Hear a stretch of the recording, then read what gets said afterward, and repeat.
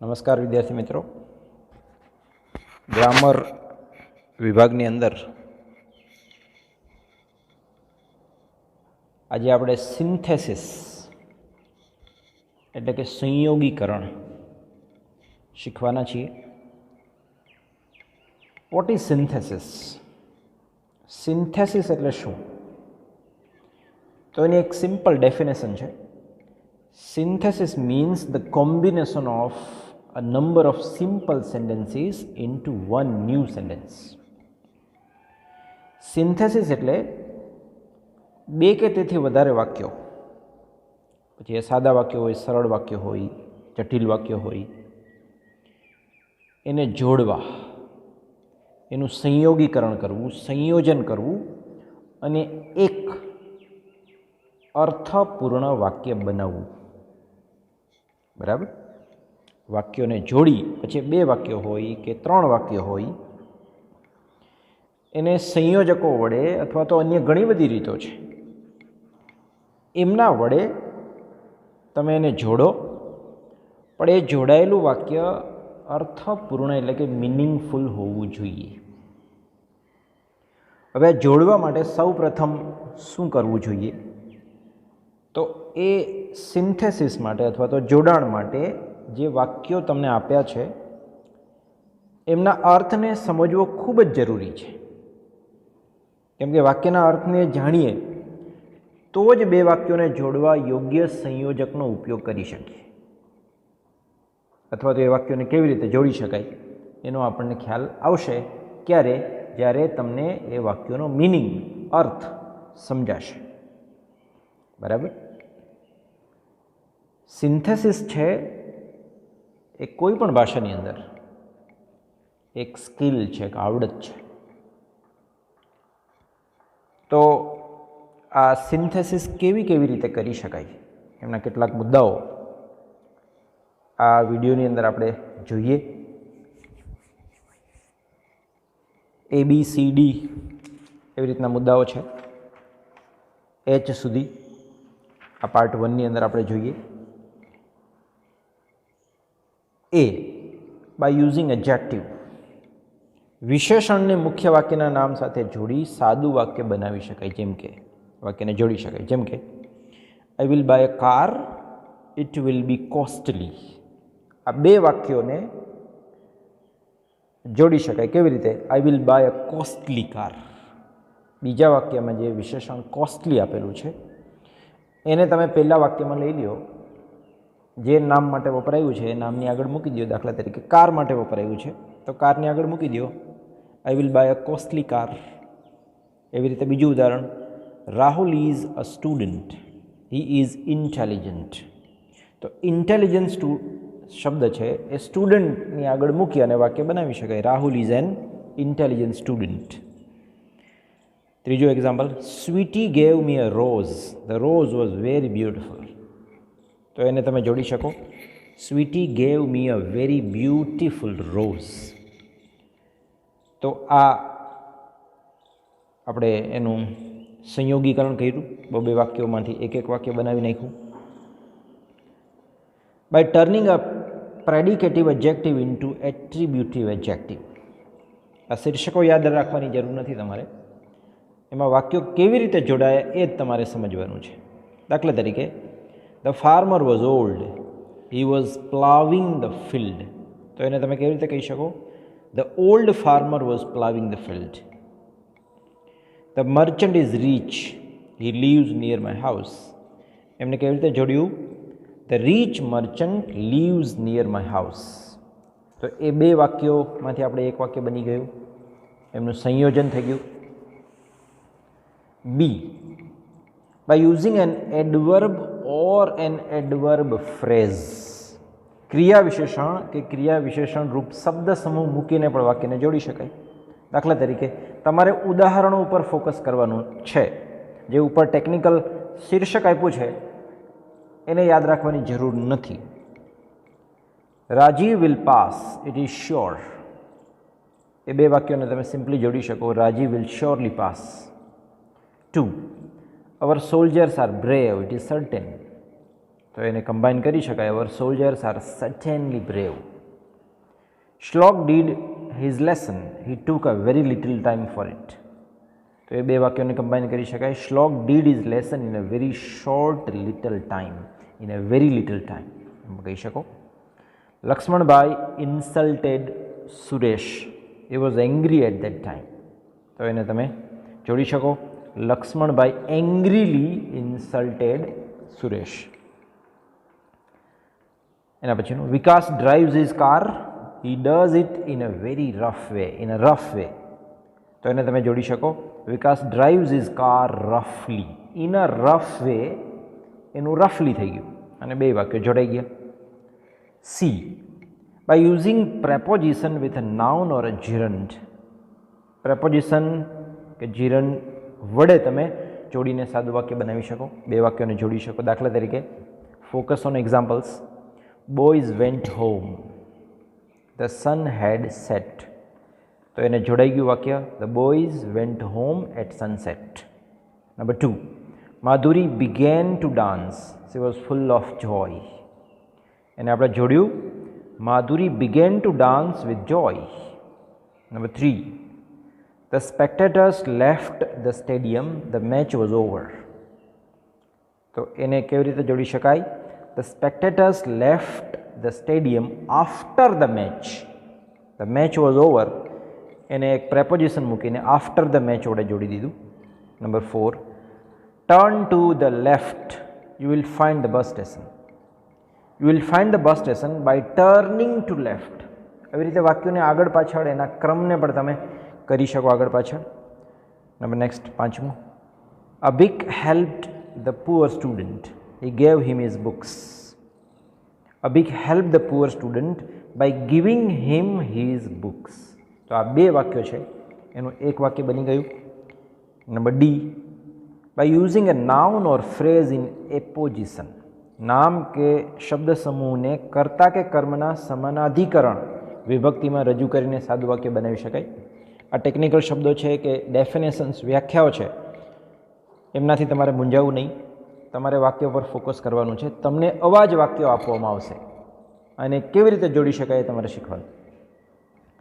Shri Narendra Modi lives in Delhi, he is the prime minister of India. આ બે વાક્યોને કેવી રીતે જોડી શકાય? તો કે Narendra Modi the prime minister of India lives in Delhi. અલ્પ વિરામ પછી નરેન્દ્ર મોદી કોણ છે એમનો નાનકડો ફ્રેઝ કે એમની નાનકડી ઓળખાણ ત્યાં મૂકી દીધી છે. વાક્ય કન્ટિન્યુ કરવામાં આવ્યું છે. 2, Sarvanbhai is very intelligent, he is our class teacher. Sorry, Sumanbhai છે. Sumanbhai our class teacher. એમનો ઇન્ટ્રોડક્શન છે, એમનો પરિચય છે, એમની ઓળખાણ છે, આઈડેન્ટિટી. વાક્ય continue, is very intelligent. 3, we cannot live without air. Air is a free gift of nature. We cannot live without air, a free gift of nature. Number 4, Mehsana was once a small town. It is developing into a city. Mehsana, once a small town, is developing into a big city. ચલો વાક્ય. The Taj Mahal was built by Shah Jahan. It is a symbol of love. Taj Mahal, a symbol of love, was built by Shah Jahan. E, by using infinitive. બરાબર. To વાળું ક્રિયાપદ વાપરી અને વાક્યને જોડી શકાય. દાખલા તરીકે example number 1, Gopi went to Maya Bazaar, she wanted to buy a new dress. તો એ બે વાક્યો જોડાયા. ગોપી went to Maya Bazaar to buy a new dress. To buy, બીજા વાક્યની જે ક્રિયા છે અથવા તો બીજા વાક્યનો જે હેતુ છે એને ઇન્ફિનિટિવ વડે જોડી દેવામાં આવ્યો છે. Mister Joshi keeps dog, it guards his house. તો એ બે વાક્યો જોડાયા. Mister Joshi keeps a dog to guard his house. Number 3, I have some bills, I must pay them. I have some bills to pay, that's it. Sheetal got a gift from Jai. She was very happy. Sheetal was very happy to get a gift from Jai. Last sentence. A child should not watch TV for a long time. It is not good for him. તો એ વાક્ય જોડાયું આવી રીતે. It is not good for a child to watch TV for a long time. વાક્ય આગળ પાછળ થઈ ગયું. F. By using participle, પછી પાર્ટિસિપલ એટલે કે કૃદંત ચાલુ હોય, ભૂતકાળનું હોય કે પૂર્ણ હોય, બરાબર. For example, Kavya wrote a letter, she posted it soon. એને તમે કૃદંત બનાવીને, દાખલા તરીકે પહેલું વાક્ય છે એમાં ચાલુ કૃદંત બનાવ્યું, writing a letter, Kavya posted it soon. Number 2, Kohli hit a sixer, India won the match. Kohli having hit a sixer, having hit છે એ પરફેક્ટ પાર્ટિસિપલ છે એટલે પૂર્ણ કૃદંત છે. India won the match. Neel was bitten by a rabbit dog. He lost the balance of his mind. Bitten by a rabid dog, Neil lost the balance of his mind. Number 4, I saw a monkey, it was falling from the tree. I saw a monkey falling from the tree. Parth threw away a pen, it was broken. Parth threw away the broken pen. Number 6, the man was shouting at me, he was mad. The man shouting at me was mad. તો આવી રીતે પાર્ટિસિપલનો use કરીને વાક્યોને જોડ્યા આપણે. ત્યારબાદ આવશે by using phrase prepositions. એમાં according to આવે, બિકોઝ ઓફ આવે, ઇન સ્પાઇટ ઓફ આવે વગેરે ફ્રેઝ પ્રેપોઝિશનનો ઉપયોગ કરીને પણ વાક્યોને જોડી શકાય છે. દાખલા તરીકે ઉદાહરણ પહેલું, Kanuba is poor, he is happy. In spite of Kanuba's poverty, he is happy. In spite of એટલે તેમ છતાં, ગરીબાઈ હોવા છતાં કનુબાઈ છે ખુશ છે. Priya failed in exam, she was careless.